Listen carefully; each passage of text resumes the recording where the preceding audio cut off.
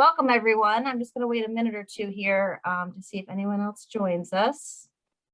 Looks like I've got, I see 2 students on right now. We may have a few more that are joining us tonight.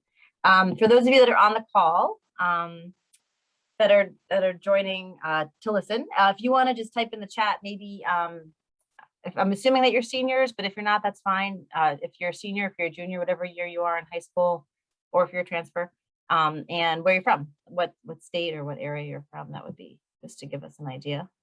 I am assuming also that you are here for the Pharm.D session. We also have a BSPS program and an info session for that, but I assume this one is also for Pharm.D. All right, Gabby, are you able to see the chat? I just can't see that. I am. I have it pulled up. All right, good. We have Riley, who's a senior from Arizona. Which is Ooh, really nice. cool. Very nice, Riley. I like to hear that. I was just in California last week. Very nice out there. All right. All right, so I guess I might just get started, just in the interest of time here. Now, of course, my screen is frozen. That's not good. Hang on.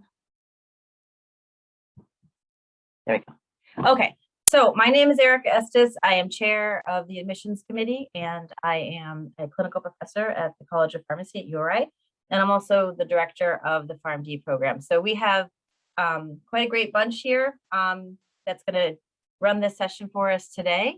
I'm admitting people as I'm talking to you all. Dr. Kelly Orr is our associate dean. She's not on the Zoom call tonight, but she's joining other events if you've also joined before. And then our assistant dean and our academic advisor, Denise Gorinsky, is also part of our group. So we have some students from URI, from the College of Pharmacy, that are joining us today, and I'm just going to introduce them really quick. Actually, I'm going to have them introduce themselves because they're all on the call. So we'll start with Nisha, our freshman. Hi, my name's Nisha Kakwani. I'm a freshman at URI in the 6-year Pharm.D program, and I'm from New Jersey. And Nisha is a brand new freshman. She was actually in your position last year on these very same Zoom calls, and I recruited her fresh out of the gates today to be on this, so she's very excited. So Gabby, how about you? Hi, everyone. My name is Gabby Nyosa. I am a junior, or other words, a P1, so technically my first year of the professional program. I'm from Hamden, Connecticut, and I'm involved a lot, which you'll hear about today, and I can't wait to talk to you all. I love when Gabby joins our calls. And Celia, you are up next. Yes, my name is Celia. I'm in the 2nd year of the professional program, and I'm from Cranston, Rhode Island. Nice. And then we do have someone from admissions joining us. Bo, you want to introduce yourself? Hi, everyone. I'm Dr. Bo Gilly. It's great to be on the call. I work closely with Dr. Estes in the admission committee for pharmacy. So any questions you have about the actual application process, common application, test scores, honors program, we can talk about that at the end of the presentation. Awesome. And we're going to cover lots of those things today. So we have a pretty good plan of what we're going to go over, a variety of different things within our program. We'll talk about general elements of the Pharm.D program. Actually, for this program, we're not going to have an interactive tour as part of this particular session, but we do have one on our website, even as part of the Zoom tour that you can watch one of our students walking through the building. It's completely recorded and it's pretty great. So you can check that out. And then we'll have lots of time for questions. So just an overview of the program, and I'm going to go through some of the details here, and then I'll have the students kind of jump in and out as based on different parts they want to add to it. So feel free, students, to jump in and add any elements to this. But today's session is mostly going to focus, like I mentioned, on the Doctor of Pharmacy, or a 6-year accredited Pharm.D program. So the students that were on introduced themselves as P1 or P2. So you'll hear a lot of the sort of alphabet soup of nomenclature of the pharmacy program, but basically we'll have freshman year, sophomore year, and then the P1, P2, P3, P4 year. So that makes up the 6 years. We are a 0-6 program, so that's how we refer to our years within our program. In addition to Pharm.D, at URI, we also have a 4-year Bachelor of Science degree, which is the BSPS program, or the Pharmaceutical Sciences. So again, we're not really going to focus too much on that program tonight. I will kind of talk about some of the similarities. We'll have another info session on that one next Tuesday night, actually. And we have some more information and details about that program on our website as well. And new within the past 2 years, we have another 4-year track and one of those tracks falls within our College of Pharmacy, and that's the INP, or the Interprofessional Neuroscience Program. And that's that neuropharmacology piece of that would fall within our college. So within Pharm.D and BSPS, we have lots of different opportunities. And so many of you coming through may have had or may have credits in high school, sort of extra credits, whether it be AP or dual enrollments, things like that, and where you'll be coming into college already to have taken college courses. And so the option or the thing to think about would be, what else can you do while you're here? And so we'll talk about some of the other things that you can do with those extra credits, but having certainly a major or minor in addition to your Pharm.D is something to definitely consider. You can also do a dual degree with a master's program. We just had a really fantastic info session 2 weeks ago on October 20th that you can access on our website, and you'll learn more about our Pharm.D MBA program. And we have a really strong track record of students being very successful in that. We actually have 12 students right now concurrently enrolled in that dual degree program. And we've had 60 students graduate since 2010 with their dual Pharm.D and MBA. So it's pretty great. So it's really kind of incredible to think that you could be here for 6 years, get a Pharm.D, get an MBA, and maybe even study abroad, right? Who knows? So all kinds of things that you can do while you're here. In addition, we have our Chinese flagship program also as another opportunity. And then similarly within the BSPS or the 4-year degree, there are different also pathways that you can pursue if that happens to be the journey that you're taking while you're here, also with these dual degrees and immersion programs. So this is just a snapshot right now of kind of what our class looks like. So this is actually the class of 2026. So Nisha's class, we're actually putting the data together. We have to wait a few months until once the students are officially here to collate all of it. I can tell you right now it's very similar. So in terms of the number of students applying, the average SAT scores, you can see that we have very high performing students in our freshman cohort. And that's very consistent. So whether or not it's an SAT optional or a test optional year, we're still seeing very, very strong students in terms of the rigor of the courses that they're taking in high school. And like I said, being very high performing coming into the College of Pharmacy. So this is a pretty important slide in terms of admission. This is something that many students will ask about. And this is probably one of the reasons that you're on this call to learn more about the curriculum and the program. But we are a 06 program, and we're one of only about 6 or 7 06 programs in the country. And I say that because some of the programs are a little bit different with how they kind of classify themselves with early assurance versus 06. But in terms of your progression, so you will be admitted directly into our Pharm.D program as a freshman. And that's a really great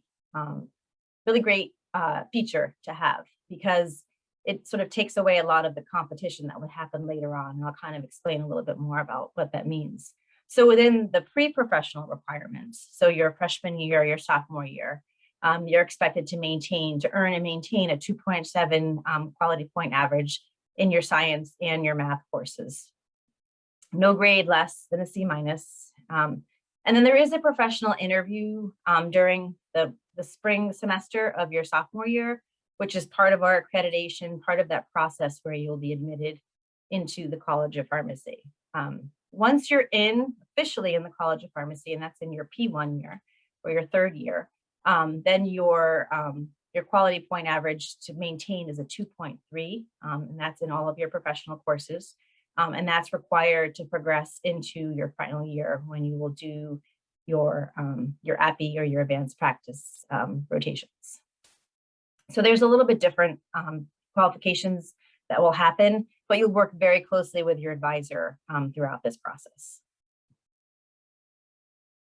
So this is when I'll kind of bounce it to some of the students too, to give you their input on what it's like, being in the College of Pharmacy. But I'll just kind of explain the curriculum a little bit. And all the students that are on the call are at very different points within the curriculum right now too. So I mentioned the pre-professional and the general education requirements. There's 2 years that you'll have freshman year, sophomore year, and that's going to look a little bit different for everybody. So again, like I mentioned, if you come in with a lot of credits, certainly your first 2 years may be different than someone else's. And so that's good because you can kind of define your own path. So if you are really, Anisha and I were talking about this earlier today when she was in my office, if you want to maybe go down the study abroad route and you've got some time in your schedule, then you'll be able to kind of carve that out. Some students are very traditional, come in without any credits, and they're going to have the very typical 0-6. The thing with a 0-6 is that you can't graduate sooner. So those first 2 years, you're kind of locked in a good and bad way, right? Because you can't go ahead, but you really can maximize the time when you're there. And that's actually kind of really the great thing about being at a university.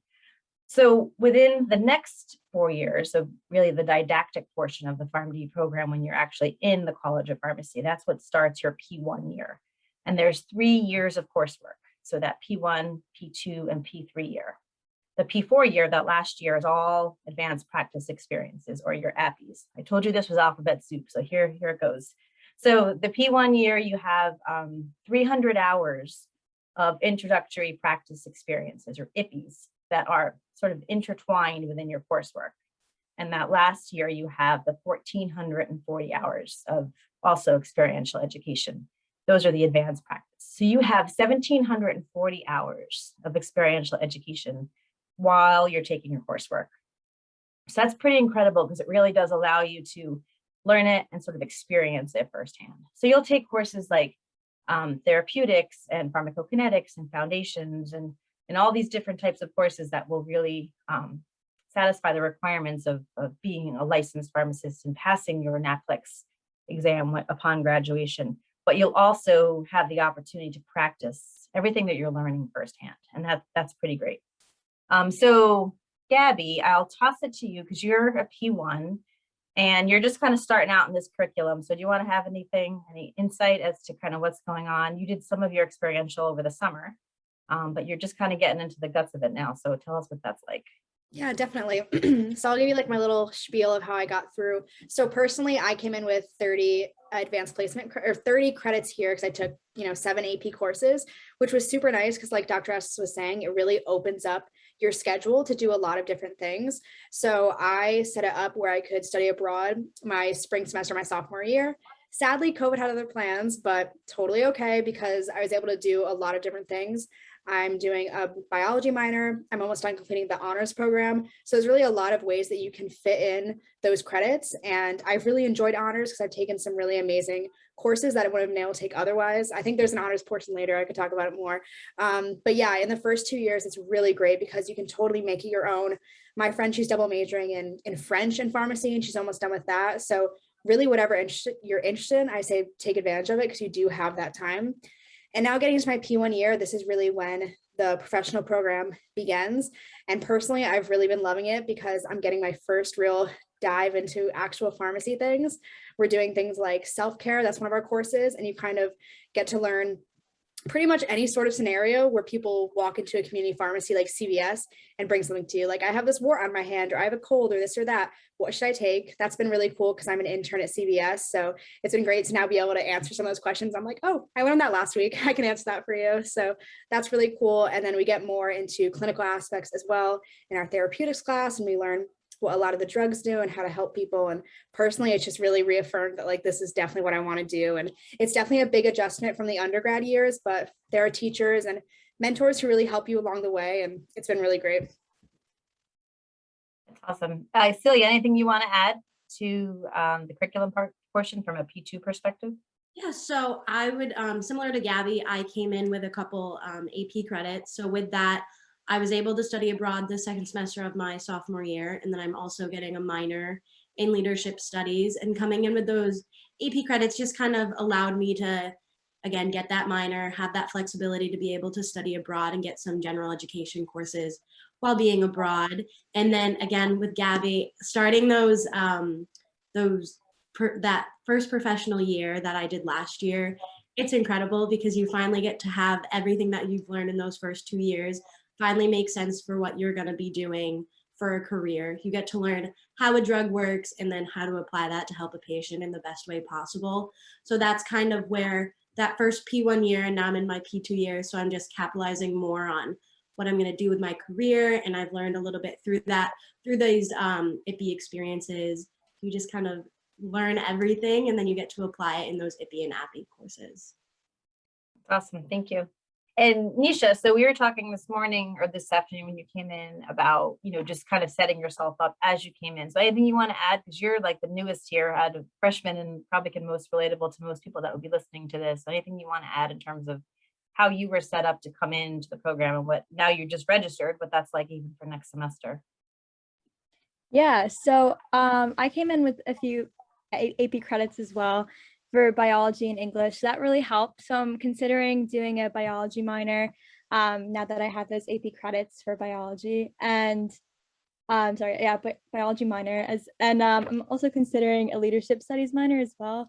And I do know I want to study abroad, hopefully my spring semester of sophomore year. So I actually was registered for classes yesterday. So I was going through what I need to take the next 2 semesters. So I'll be able to study abroad for my spring semester of sophomore year.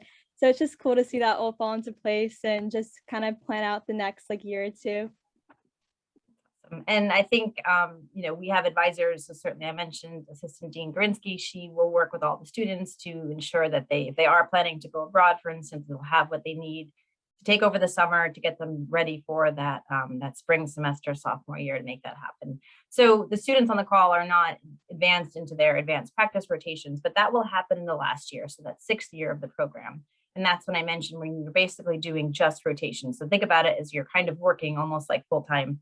So you're doing 40 hours a week for 6 different 6-week rotations in that last year. And so students will have experiences in a variety of areas. They have 2 electives where they can go anywhere that they choose. They have a community and a hospital, an inpatient clinical, and then also an ambulatory care.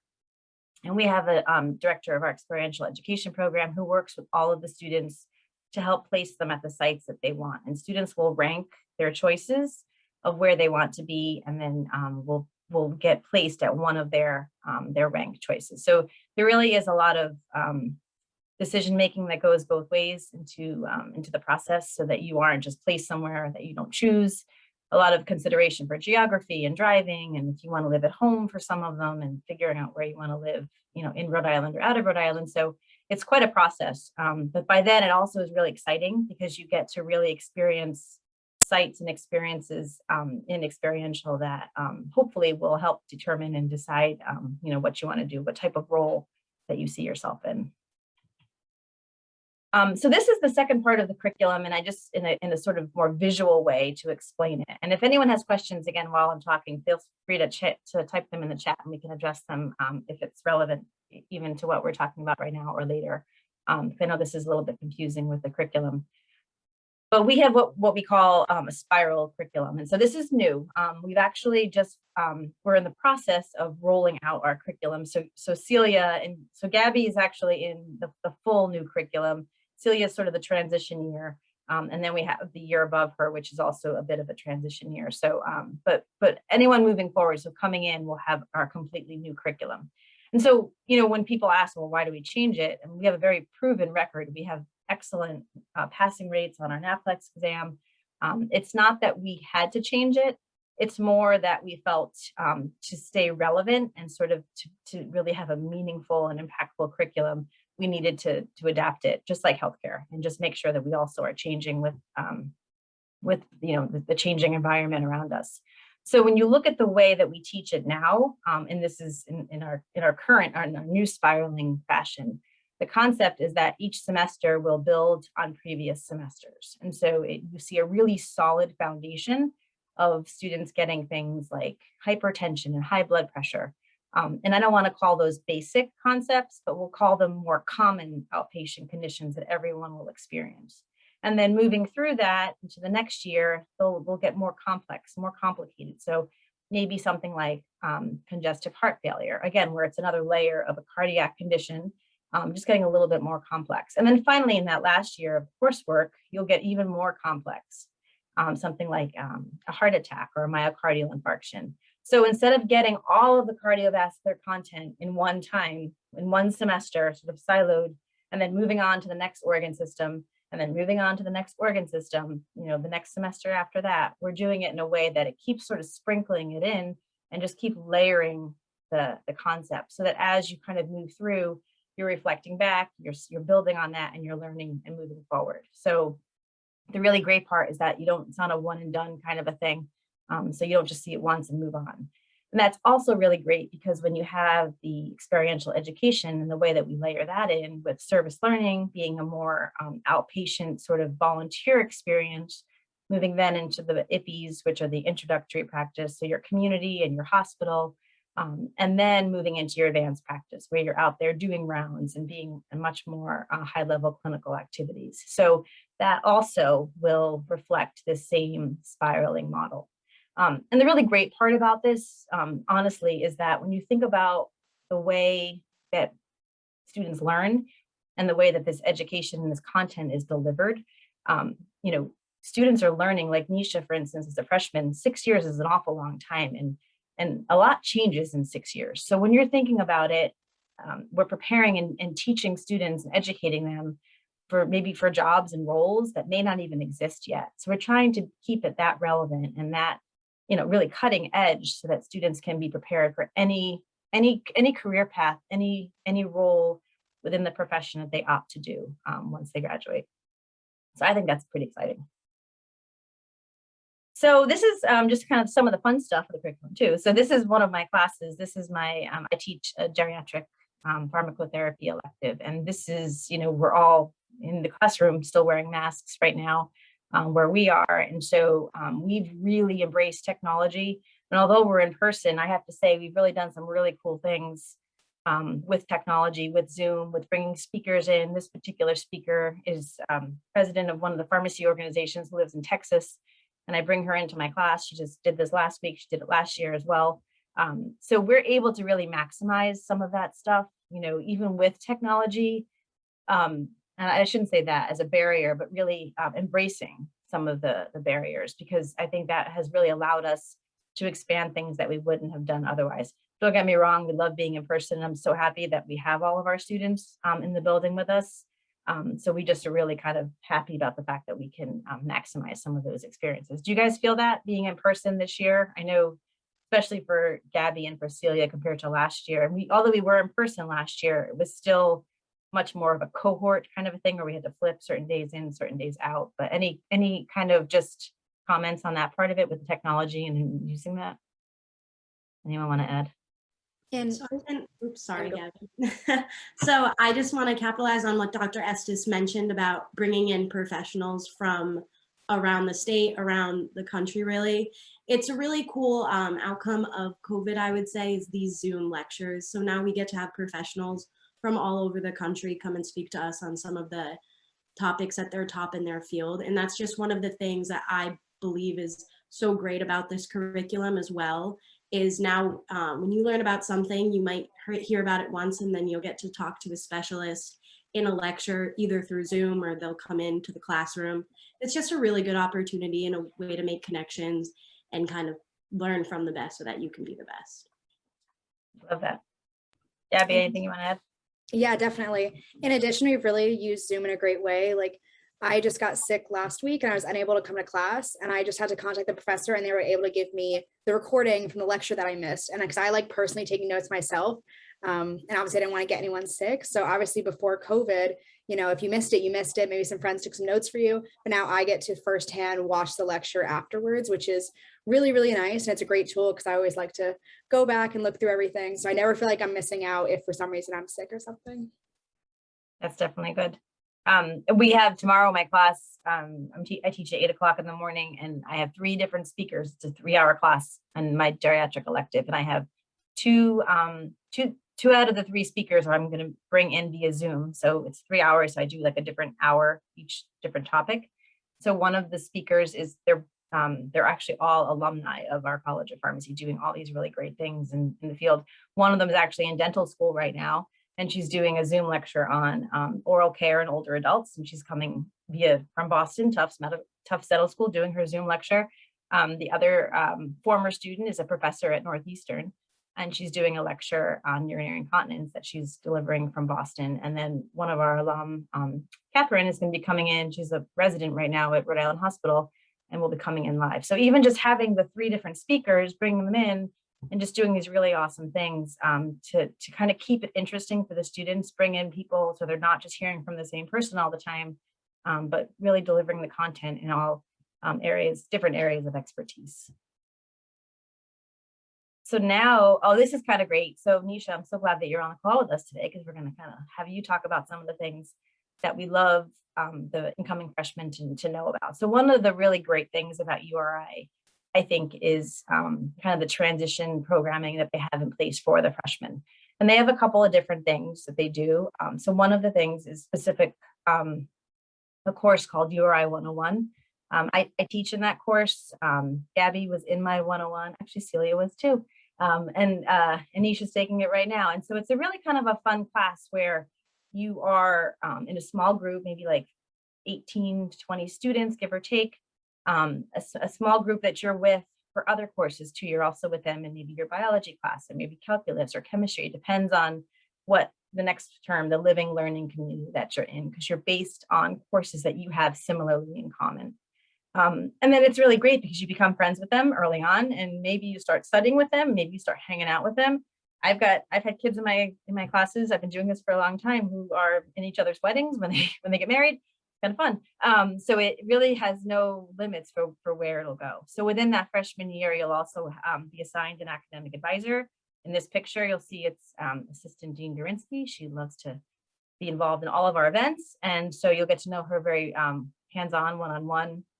And then once you're in the College of Pharmacy, you'll also be assigned a professional mentor. And that's someone in the faculty, whether it be from our pharmacy practice or our basic science faculty, our BPS faculty, and they will kind of mentor you throughout your 4 professional years to help encourage that process as well.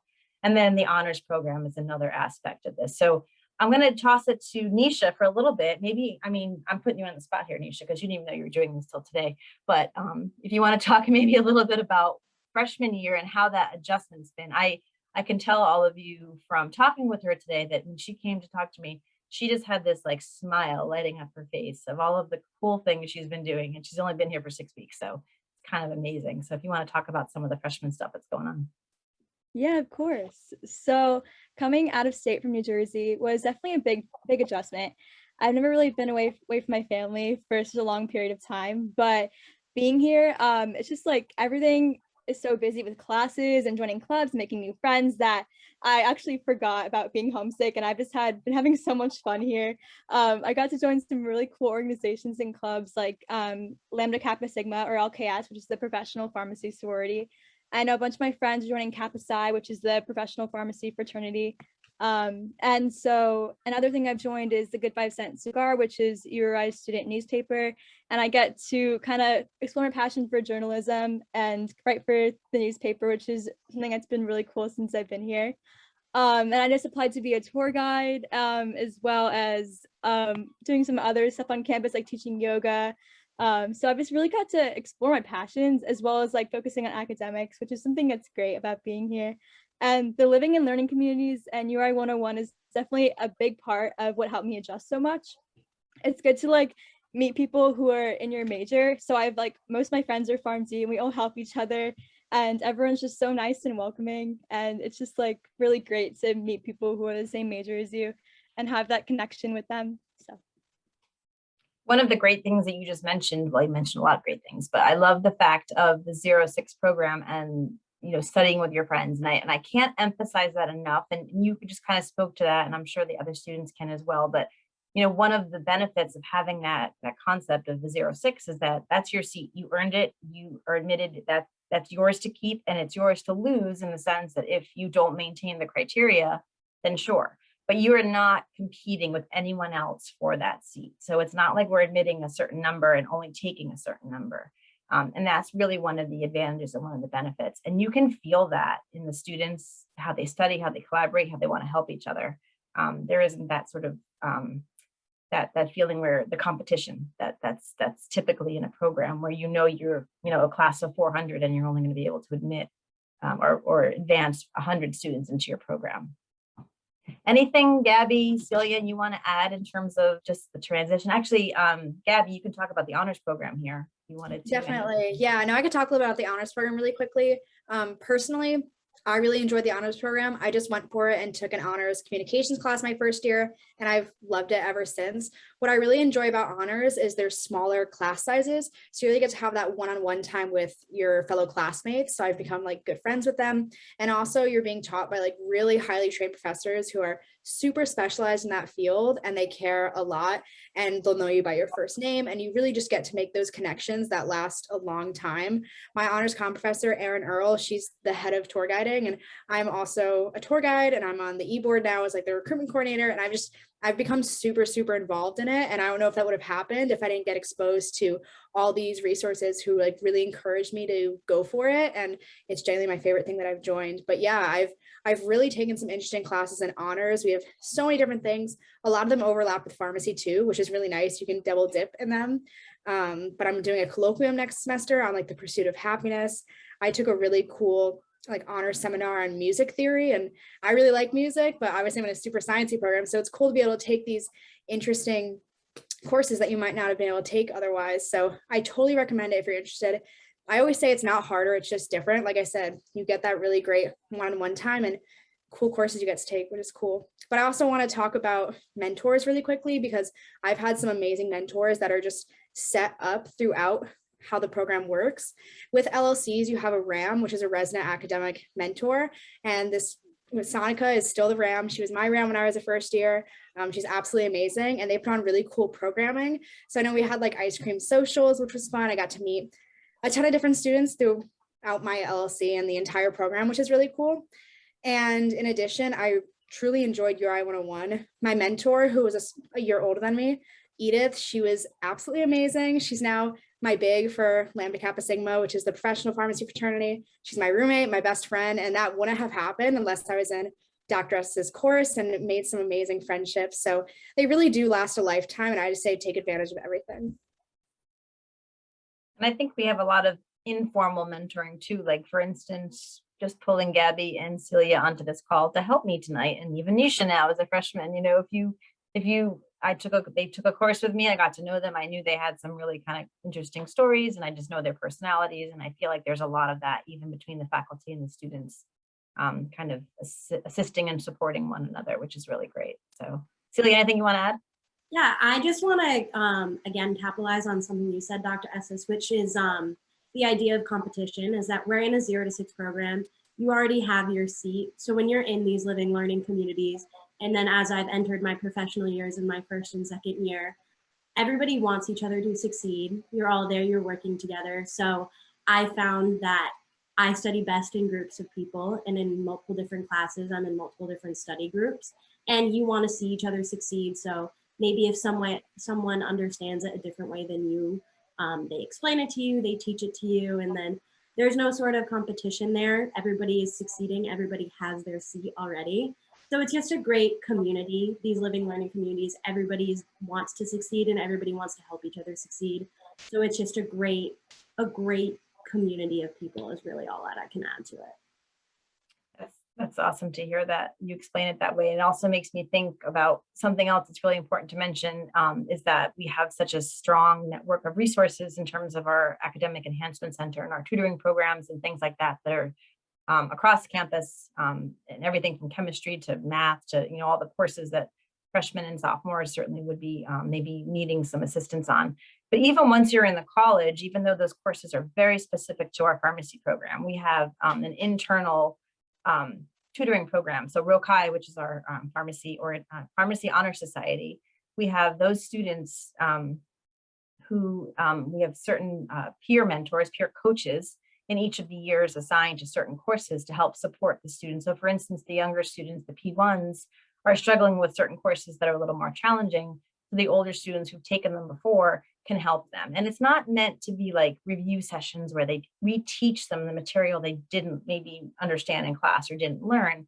It's really just to help them study better. For instance, learning how to study, learning how to ask the right questions, setting up problems to prepare them for the exams. So again, not reteaching it, but just thinking about actively learning and different strategies to help them master the material better. And it's been really helpful. And we have this throughout the P1, the P2, and the P3 years for the students. So we're constantly revising the program, but it's really a nice thing to have students helping students within the programs as well. Okay, and then, oh, these are some fun, oh look, there's some fun pictures from our picnic. I've got to put these in there. So this was an event, and I just can't stress how excited everyone is to be outside in person again and doing these things. It was probably one of the first events we've done this semester where we got all of the student organizations together. And we have over 20 pharmacy organizations right now, just in the College of Pharmacy. And we have such a great group of students. One of the roles I have is to help organize and oversee the student organizations. And the amount of events that these groups plan, if anyone follows our social media, and I hope that you do, I mean, it's mind-blowing to see all the different events that are going on a regular basis. Everything from panel discussions to wellness events to alumni interviews, and just getting students to come back, former students to come back and talk to our current students about their jobs. One of the things to really kind of emphasize is our focus right now on wellness. And obviously pharmacy is a rigorous program, as are many other majors, but we're really trying to help our students learn how to, to manage a lot of the stress that's associated with being in college, and also just, day-to-day stress of just, just like we all deal with work-life balance, students have that as well. So we have a really focus on our wellness activities. We called it Wellness Wednesdays for all of last semester. We were particularly doing that during COVID.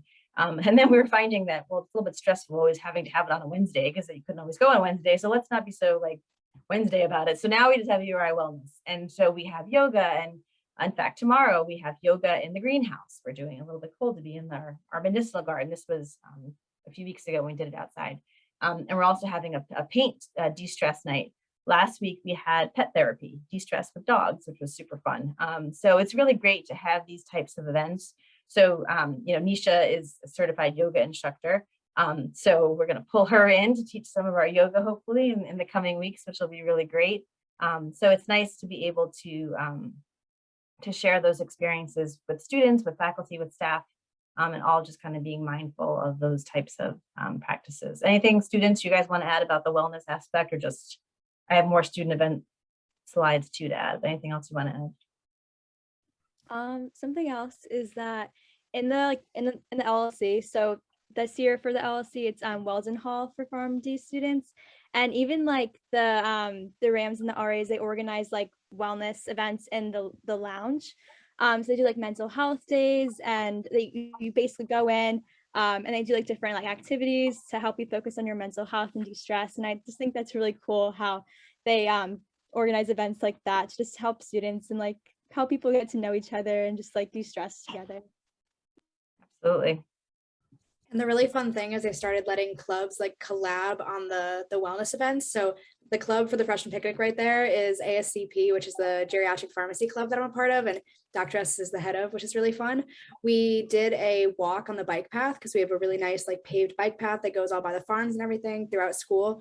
And we got to collab and make it a wellness event. So it was cool because I got to see people from my club, but it's also open to the entire school. So I get to meet like a lot of other people, which is fun because I love meeting new people.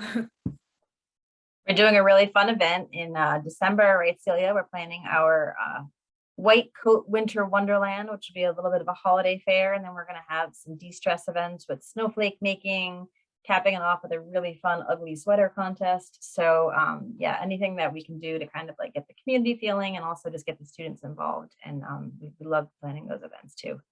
It'll be really fun. Okay, next. My screen keeps freezing here, you guys. Sorry. There we go. Oh, study abroad. So this has been a little bit of a, a hot topic, we'll say. As you know, during the pandemic, it's been a little bit hard to travel and study abroad. But I would love to say how we take this so seriously, in the sense that a lot of pharmacy program students can't study abroad because of the way that it's designed. Because we're a 0-6, because a lot of students come in with credits, they have those opportunities, like I was saying, where you have some time that, again, you can't go ahead in the program, but hey, why not go to France? So that's what a lot of students will end up doing, or in Celia's case, Italy, right? So so students can study abroad in different points during their time at URI. They can certainly do the more traditional second semester, sophomore year. And that's like Nisha was saying, you know, if you have classes, you have credits, you figure out how to make all that work. Maybe you take organic chemistry over the summer, the semester before, and you can free up that time in the spring. Some students will go during that, what we call the J term, which is that winter term in between the first and second semesters. And then other students will opt to do something in the summer, you know, not having to really have to give anything up in terms of their semester studying time or anything like that.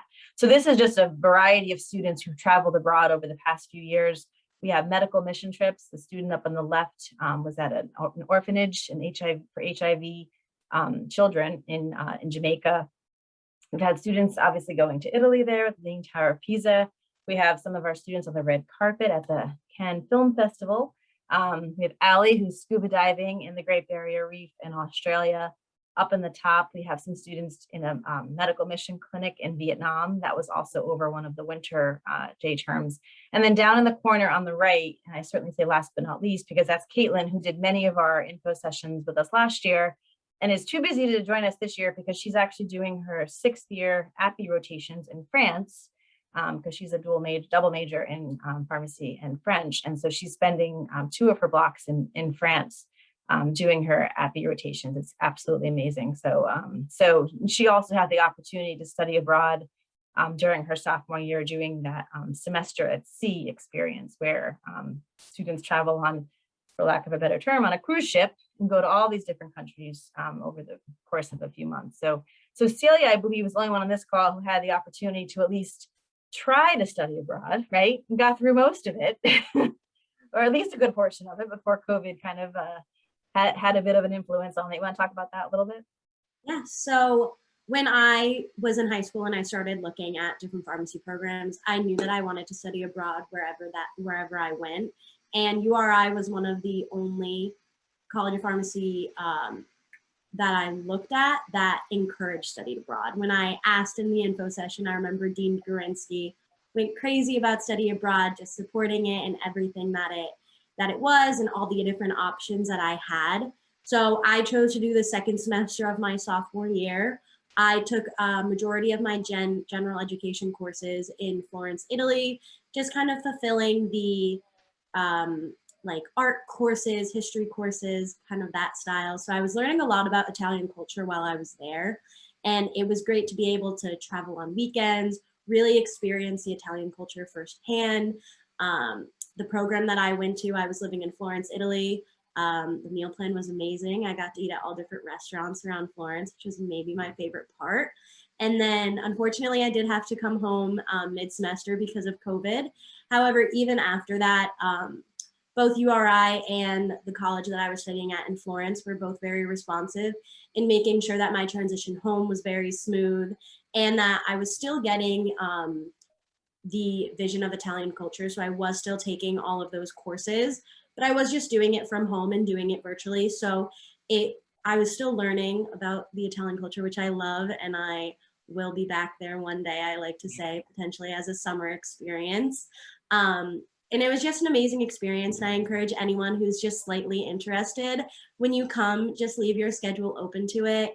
You might have to take a summer organic chemistry course, which is what I did, but it was definitely worth it to be abroad in a different country. And then there's also many opportunities if you don't want to go abroad. There's national, so you can do it within the United States. You can go to a different university for just a semester, experience something new, make new friends and new experiences.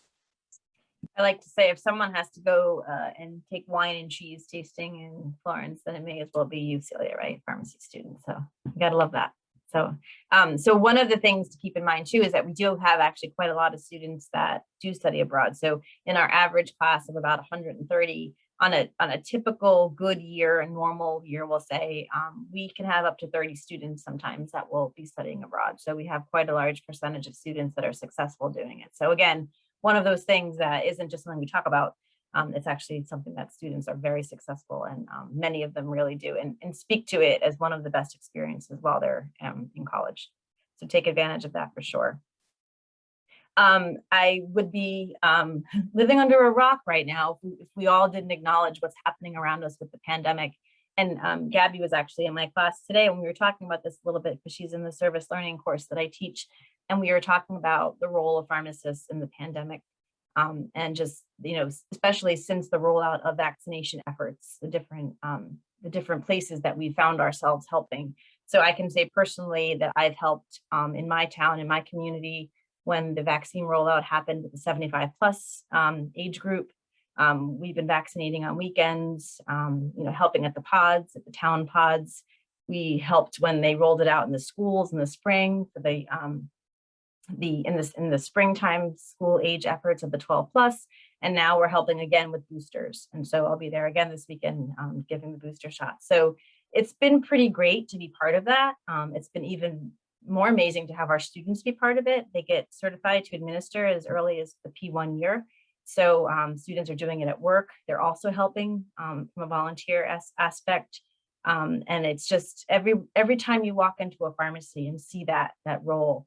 I actually was at a conference last week, and one of the statistics that they told us was that 80% of vaccinations right now during the COVID efforts, particularly with the older adults, have been administered by pharmacists. And so when you think about that, it really does kind of almost give you goosebumps to think of that kind of an impact that the profession has had during this process. And whatever you believe about vaccination, that actually doesn't really matter right now. It's more just the fact that just the involvement of the profession in advancing, getting us one step closer. So this is actually these are some really great pictures of some of our students in the newspaper. This is Caitlin again, her big smile and her mask there. She was one of the first people to be vaccinated at Newport Hospital. This is Jack up in the top, vaccinating in the nursing homes over winter break when CVS was doing and other providers were doing those rollouts. And this is actually my dad here on the right, being vaccinated on the first day when the 75 plus group was eligible in a CVS down in Westerly, Rhode Island, by one of my P3 pharmacy students, Lauren. So that was a pretty great day to be a part of that too. So I love seeing all of this. I love seeing the students in action.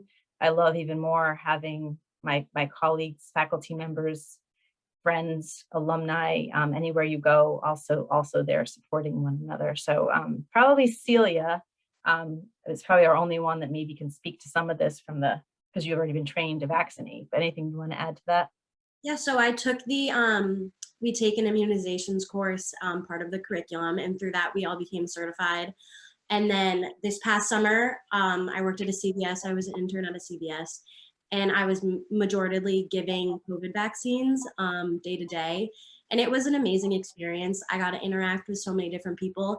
And I was part, I would say, of the change that the pharmacy profession is going towards. The profession is changing daily, and especially right now in the state that we are in. This past weekend, I actually started vaccinating 5 to 11-year-olds with the Pfizer vaccine. And it was a very interesting experience, to say the least, but just the gratitude that a lot of parents had and a lot of the children had as well was an amazing experience. Everybody was super happy, super positive, and I was actually able to use a lot of the resources that URI provides to watch a couple continuing education courses on pediatric immunizations, just because it is a little different. But again, URI provided so many resources to me that even in my job outside of school, I was able to look back on that and kind of be confident going into it that I was going to be helping another age group, which was an amazing experience. And for me, working with older adults, I certainly was a little bit nervous about having to vaccinate the kids myself, because I was thinking, ooh, they're going to be a little bit more challenging. They're going to resist a lot more. But I have to say, it's been really fun to be out there with them, because they are just so excited. And of course, they have lots of questions, and there's a lot more kind of talking them through it. But I think every age has been actually really fun to work with. And I think, to your point, Celia, we've all kind of learned how to adapt in different ways, depending on the different populations. So it's been great.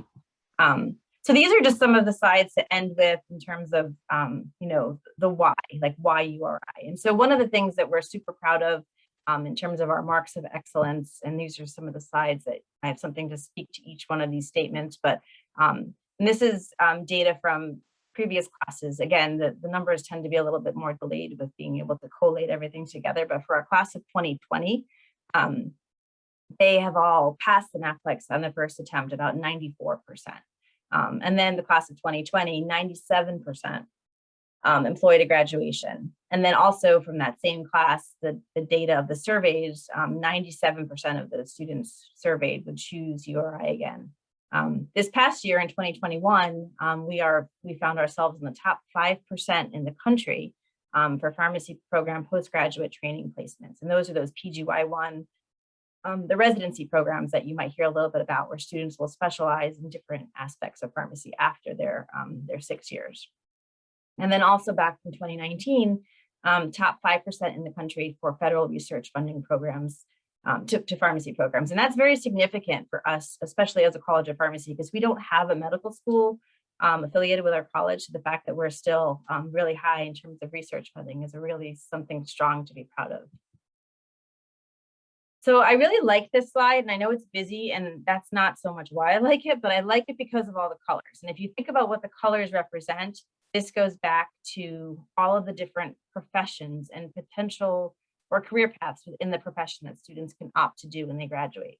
So when I graduated, which was several years ago, the pie graph looked very different. It probably would be a lot more community and hospital, and maybe some other. And now we see all these different aspects, all these different options for students. Everything from managed care to industry to academia to long-term care, which, I wouldn't have even thought about doing something like that when I was in pharmacy school. And now looking at the fact of how this population is aging, with our baby boomers aging so drastically, that's such a huge need right now for our pharmacists, our pharmacy students to think about working in that area. So it's really kind of exciting to think about. And that statement that I said, when you're not sure, or we're training students for roles that don't yet exist, this really kind of exemplifies that in a really kind of profound way. About 90% of our students will have an on-time graduation rate. And again, there are certainly going to be students that, one semester may be off, with a course or two or things like that, and get a little bit behind. But we really do try and do a really good job to support our students to ensure that they do graduate and successfully master the material to make it through the program. And then overall satisfaction, also really important for a College of Pharmacy. This is the percentage of graduating Pharm.D students that were in agreement with the statement. And the statement here, my Zoom square is covering it. If I were starting a pharmacy program over again, I would choose the same college or school of pharmacy. And so URI showing very high marks as well right there compared to the national average. And then also the 100% satisfaction being URI, I'm prepared to enter pharmacy practice. So again, really kind of profound, strong numbers to reflect our college. This is something that happens every spring, and it's sort of the match day. So you might be familiar with this from medical schools and other types of professions. So in pharmacy, we also have it. And many of our students are now opting to specialize once they graduate. So after their 6 years, they might decide they want to do a PGY1, which is noted there, which is a postgraduate year 1, or a postgraduate year 2. So the postgraduate year 1 gives them a pretty broad overview of a specialty of pharmacy possibly, and then they would really specialize more for that PGY2 year. So 44 students from our class of 2021 opted to pursue that match process, and we had 79% of match rate, which is extremely high, and we're so proud of our students for going down that path. We also had really successful results for our PGY2 year, and you can see that below, that we had 31 of those students as well, with a 94% match rate. Some students now are finding more and more, getting more interested in industry and pharmaceutical industry types of programs, and we had 10 students from our class also pursuing fellowships and other PGY1 programs that were outside of that more traditional match. And you can see all the different states that are represented. So it's pretty cool. A little state like Rhode Island, the really broad reach that we have. We have someone on a call from Arizona today, but even just where our students will go beyond Rhode Island after graduation. Although a lot of them do manage to come back. So I will end with that. And I know, so Bo, I don't want to not include you in our conversation, but if there's anything, being this time of year, important advice for our students that are on. Obviously, we know our 12/1 deadline's coming up. Anything else that you'd like to add from the admissions perspective that maybe hasn't been covered, or important things that you're getting asked these days? No, I think you've covered most of it. As you mentioned, the December 1st deadline is early action. It's a non-binding application with the University of Rhode Island, unlike early decision, where once you are admitted to an early decision school, you have to withdraw your applications from other schools. Early action is non-binding, so that's great.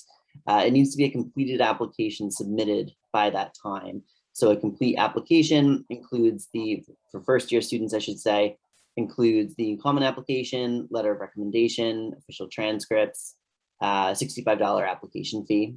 SAT scores, as Dr. Estes mentioned earlier, are optional this year. So we will not be making really any of our decisions for scholarship and merit money based on SAT scores. They will be focused entirely on your academic performance and extracurricular activities. So make those applications as robust as possible. There is the additional information section to talk about your commitment to the profession, which certainly comes into play when I and the pharmacy admission team meets and discuss your file. For transfer students, there are some different requirements, and Ashley, I know that you and I are going to speak tomorrow about this, so we can go through the nuts and bolts of what's required for transferring into the program. But if there are any other transfer students on the call, I'm happy to speak with you at a later date about those specific requirements. If there are any questions, feel free to put them into the chat or voice them aloud. I'm happy to answer them. And I'm glad that you mentioned the transfer aspect, because that's something new that we are definitely embracing right now. For many years, URI had traditionally admitted transfers from more of the internal process from within the university, but now we are exploring and really, like I said, embracing having students coming from external universities, which has been really great. It really helps to diversify our class, and it certainly gives students an opportunity to come to URI that otherwise would not have had that opportunity previously.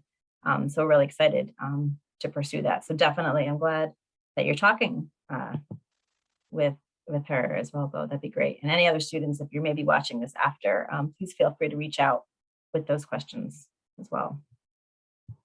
Is there any questions, anything else, students on the call that you wanted to add as a last, any parting thoughts to leave these students with? Nisha, I feel like you're like closest to all of them, between being freshman or transfer, but just all those kind of like decision-making kinds of things. Anything you want to add? I know you were in this position last year, so. Some advice I have is, if you get the chance, come to campus, tour it, talk to people, reach out to, like, if you know any, or if you can find any older students you can talk to, ask a lot of questions. I know that coming to campus and talking to Dr. Estes and Dean Gurinsky and just a bunch of other pharmacy professors and faculty really influenced and helped me make my decision to come here. And just seeing how welcoming and friendly everyone was within the College of Pharmacy and outside the College of Pharmacy and the university as a whole is the reason why I chose URI. So I definitely recommend coming to tour campus and talk to people if you get the opportunity to. Awesome. Anything else, Celia? You want to add anything?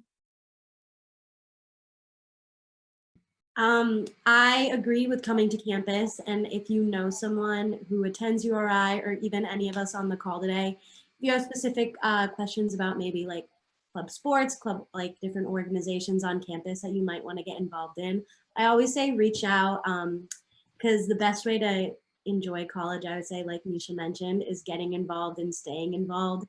And so if there's anything that you're interested in, I'm sure Gabby can speak to it as a tour guide. There's so many different organizations and so many different ways to get involved. So any questions, even not related to pharmacy and just related to college life in general, university-wide organizations, definitely reach out, because I know Dr. Estes or any of us on the call can get you in contact with someone who might know more about that. I put my email in the chat, so absolutely reach out. And we have so many events coming up. In fact, we have a really cool one on Friday. I know that you won't be traveling from Arizona to visit us, but we are having what we're calling our high school day or exploration day. So for students who are incoming freshmen or those who may be transferring, just to learn about our college and really interact with our students and faculty firsthand. We will be having events throughout the spring as well, in person. I know people still do prefer to have some Zoom things, so we'll have those going on. But if at any time you do want to come visit, please reach out and we will help set that up to ensure that you not only get to see the university, but certainly get to come to the College of Pharmacy and talk to students and faculty in our building. So Gabby is our in-house tour guide, and maybe Nisha soon to be, right? But we're putting in a good word for her right now, trying to make that happen. So Bo, put in a good word for her. So Gabby, if you'd like to say anything about all the stuff that you do as a tour guide or anything that you want to add. Yeah, definitely. So I've been a tour guide since my freshman year at the university. And like I said, it's one of my favorite things that I'm involved in. We do tours, you know, every single weekday, and we have select weekends. So feel free to check our visit us website at ur.edu, and that's where you can sign up for tours. And personally, what really changed like my whole, I mean, I don't know, I loved URI since the beginning. I came into a pharmacy information session as well. So this is your first step on the right path. But I also did a campus tour, and my tour guide, Brinley, she was an older pharmacy student, and yeah, she was You have Brindley? That's awesome. I did have Brinley, and it made the biggest difference. You just really get to have that great connection, whether it's someone in your major or not. And we have a lot of really great information. And like Celia was saying, there's like so many things to get involved in. We have over 300 clubs and organizations on campus. We have 20 intramural sports, 17 club sports, 16 Division I sports. There's a lot of things you can do there. We have amazing Greek life at our school, and just I could go on with the stats.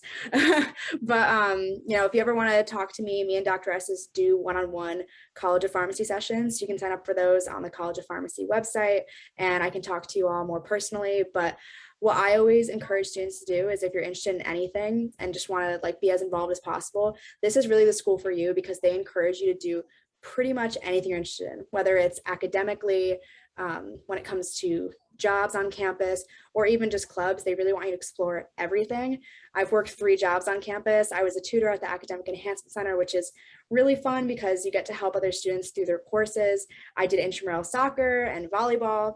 I work at CBS, and I'm in a ton of different clubs, whether it's pharmacy or outside of pharmacy. We have a puppy raisers club where you get to like train puppies to be like professional, like working puppies. I don't know, that sounds weird, but I forget the word for it.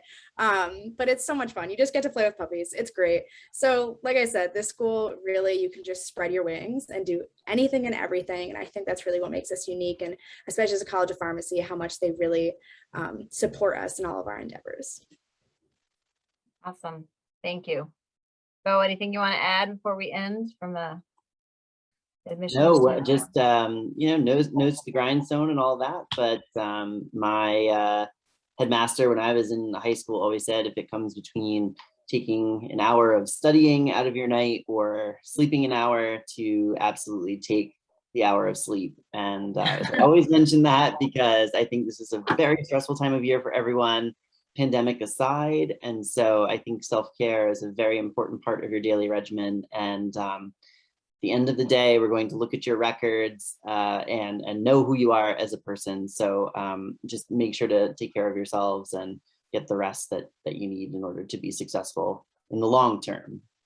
That's my parting words of wisdom.